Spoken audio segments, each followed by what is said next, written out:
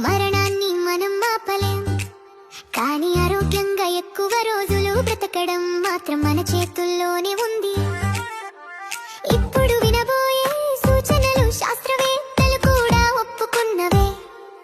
ఇవి మన ఆయుష్ పెంచడమే కాక బ్రతికినంత కాలం సంతోషంగా జీవించేలా చేస్తాయి.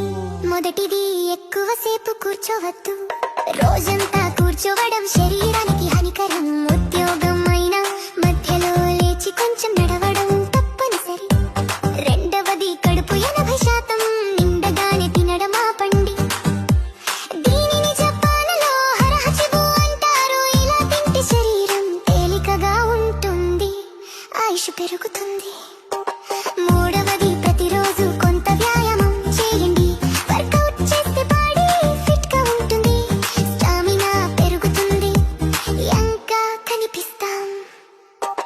నాలుగవది, ఉదయం ఎండలో కొద్దిసేపు నడవండి.